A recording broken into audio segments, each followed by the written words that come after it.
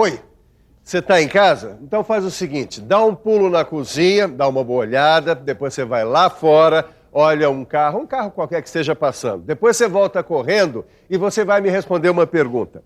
Qual foi o material que você mais viu tirando os metais, é claro? Hã? Aham, é ele mesmo.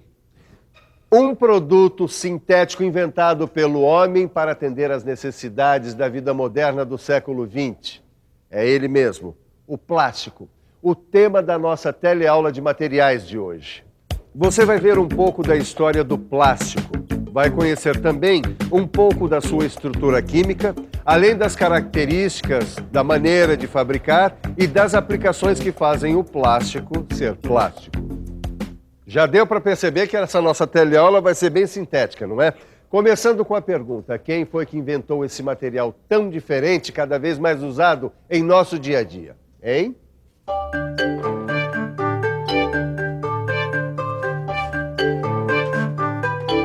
Olha essa peça aqui, Neuza. Que coisa, hein? Que coisa boa, né, Edgar? Não sei, viu? Ó, pra mim o plástico nunca foi um material nobre, resistente. Pra mim sempre me pareceu uma coisa barata. Mas será que dá pra fazer peças com esse material pro nosso kart? Será que elas resistem ao impacto de uma corrida de kart? Edgar, escuta uma coisa, você já estudou bem o plástico? Quer dizer, você sabe, assim, como é que se produz, como é que se beneficia? Como é que é, na real, um produto de plástico? Bom, pra falar a verdade não, mas nem sei como é que ele foi inventado. Mas eu gostaria de saber, viu? Ah, pra saber é só estudar, né? Assim a gente pode saber de onde ele veio e pra onde ele vai. De onde ele veio, para onde ele vai? Essa pergunta parece um pouco filosófica, né? Mas é uma boa deixa para a gente mergulhar na história da invenção do plástico. O plástico foi inventado no século passado por um motivo aparentemente bem pouco pretensioso: encontrar um substituto para o marfim na fabricação das bolas de bilhar. John Wesley Hyatt foi o autor dessa proeza. Ele descobriu que quando a nitrocelulose caía no chão, ela se aglutinava, como se fosse uma cola. Aí ele acrescentou cânfora a esse material e viu que com determinadas condições de temperatura e pressão, ele podia obter um material moldável, que ele chamou de celuloide. Hoje, a gente conhece o celuloide, que é esse material aqui, usado nos filmes para tirar fotografia. O negativo é o celuloide. Mas o celuloide de John Hyatt ainda não era tão bom quanto esse daqui.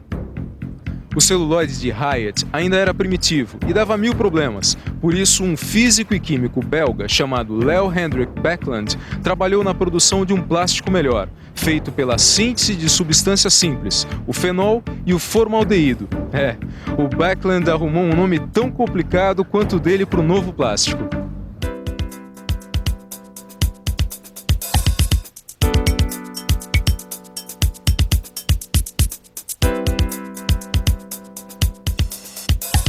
Mas esse cientista belga estudou a fundo a polimerização. Ele conseguiu chegar a um método onde ele obteve reações controladas de polimerização.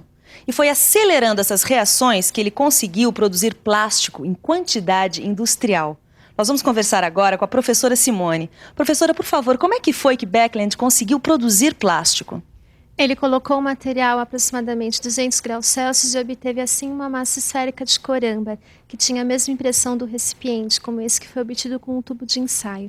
Esse material ficou conhecido como o primeiro plástico sintético. E esse plástico era chamado de baquelite, certo?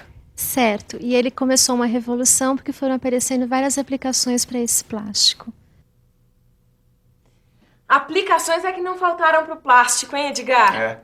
Os cientistas começaram a pesquisar e a descobrir que ele podia ser útil num monte de produtos. Olha aqui, por exemplo, hoje em dia até o computador é feito de plástico. E o computador tem ajudado muito na pesquisa de novos produtos de plástico, hein? E com o avanço da tecnologia de produção do material, começaram a aparecer plásticos cada vez melhores.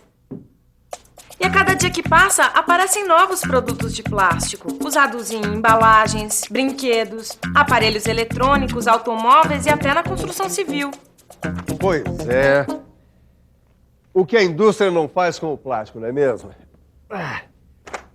Mas agora me responde uma pergunta. Você entendeu mesmo direitinho o que é o plástico? que você ouviu termos como formaldeído, polimerização. Mas que diabos é isso? Bom, pela definição do dicionário, plástico é todo material que tem a propriedade de adquirir e conservar uma forma pela ação de uma força exterior. Bom, por essa definição aqui, argila misturada com água é plástico e aço aquecido também é plástico. Não é bem assim, né? Por isso vamos definir direitinho o que é plástico. A gente pode dizer que plástico é tudo aquilo que faz parte de um grupo de materiais sintéticos que, quando aquecidos, se tornam plásticos. Ou seja, eles amolecem sem ficarem líquidos. Deu para entender? Olha só, tá mole, mas não tá líquido. Este material sintético aqui, que pode ser moldado, é chamado de polímero plástico. Nós vamos continuar a conversar com a professora Simone para saber o que é esse tal de polímero plástico, quimicamente falando. Quimicamente falando, os plásticos são várias cadeias de macromoléculas de alto peso molecular. Macromoléculas? Você está por dentro desse assunto? Macromoléculas são moléculas com grande número de átomos, que têm grande peso molecular. Só para você ter uma ideia, pense no seguinte: o peso molecular da água é de 18 unidades de massa atômica, enquanto o peso molecular de um polímero chega a 30.000 unidades de massa atômica. Professora, quer dizer então que essas macromoléculas de alto peso molecular é que são os polímeros? Certo, mas os polímeros são formados a partir de compostos químicos simples, os monômeros. Repetindo um monômero em longas cadeias, a gente obtém o grande peso molecular. Vamos ver como isso acontece. Tá aí, a repetição de um monômero em cadeia. Os principais elementos químicos que entram na composição, tanto do monômero como do polímero, são o carbono e o hidrogênio. Interessante. O monômero é a origem do polímero, quer dizer, do plástico. E você sabe me dar alguns exemplos de monômeros? Eu sei sim, tá tudo aqui, ó.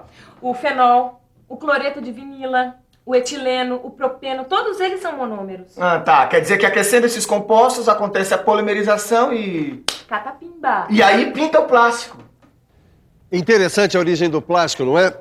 Mas olha, eu fiquei com uma curiosidade. Qual é a matéria-prima usada na fabricação do plástico? Bom, algum elemento a gente tem que tirar da natureza, porque nada vem do nada, não é? Nós continuamos neste laboratório para saber ainda o seguinte: quais são as matérias-primas básicas que são fabricados os plásticos? As principais matérias-primas se dividem entre as de origem natural e as de origem sintética. As de origem natural são a celulose, a caseína, o óleo de rícino, a amônia e a ureia. E as de origem sintética são o benzeno, o propileno, o etileno e o acetileno. Bom, agora que a gente conhece a matéria-prima e a química da coisa, eu tô querendo descobrir como que é o processo desse material na indústria. Como é que se molda? Como é que a gente obtém os produtos dos materiais plásticos? Isso. Olha, isso aqui dá pra gente saber aqui. Tá aqui, ó. Os processos de obtenção dos produtos incluem moldagem por compressão, extrusão e injeção. Dá processo pra caramba, hein? É mesmo. E ainda, moldagem por conformação a vácuo, o corte em estampos e a usinagem. Pra ficar mais claro, vamos saber pelo menos do esqueminha de um desses processos, a injeção. Tá aí. A matéria-prima entra pelo funil, passa pelo cilindro de aquecimento, nele é amolecida e injetada para a cavidade do molde. A peça, após esfriada, é extraída do molde. Sabe, Edgar, eu tô com uma dúvida. Será que todo plástico é igual? Bom, Nilza, os plásticos formam uma grande família, ou melhor, duas grandes famílias. Duas? Duas. E conforme o modo como a resina plástica reage ao calor, ela pode ser termofixa ou termoplástica. E você sabe como é cada uma delas? Sei, eu estudei. Os termofixos se tornam plásticos pelo calor, ou seja, eles sofrem uma transformação química com o calor. Endurecem e ficam para sempre na forma que foram moldados. Não mudam nunca mais? Isso quer dizer, eles nunca mais podem ser derretidos? Não, não podem. Por isso o nome, termofixo. O silicone é assim, não é? Termofixo é como um ovo. Depois de cozido, nunca mais fica mole de novo. Silicone é esse exemplo. Agora, o termoplástico é diferente, porque ele se torna plástico com a ação do calor. Se solidifica no resfriamento. mantém as formas moldadas e pode ser reaquecido e moldado uma outra vez, porque ele fica mole de novo. Daí o nome termoplástico. Ah, como o PVC, não é? Isso mesmo, Neuzinha. Pegou tudo, hein? Olha, para saber se eu peguei tudo mesmo, só conferindo a teleaula na revisão. E atenção, se liga aí, que é hora da revisão. Na teleaula de hoje, você viu que tudo começou com uma bola de bilhar, que foi a origem da fabricação dos primeiros materiais plásticos. Você conheceu a estrutura química dos polímeros e a maneira de fabricar o plástico. Viu também alguns de seus principais produtos. Você viu tudo isso, mas ainda tem muito mais coisa para ser estudada. Você quer ver? É possível melhorar ainda mais as propriedades dos materiais plásticos com os aditivos, sabia? A gente também não estudou o cuidado com o plástico em relação ao meio ambiente, a gente não estudou reciclagem e por aí vai. Mas eu tenho certeza de que você vai pegar o seu livro, dar uma boa estudada e fazer os exercícios que estão lá.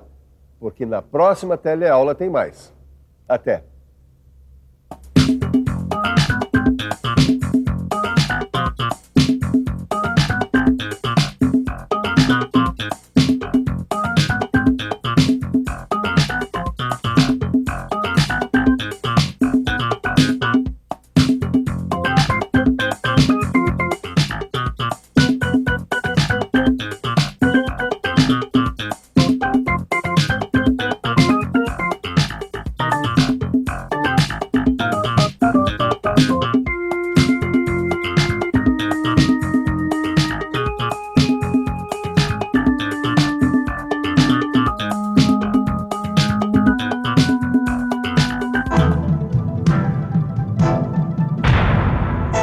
Telecurso 2000, um programa de educação do Sistema Fiesp e da Fundação Roberto Marinho.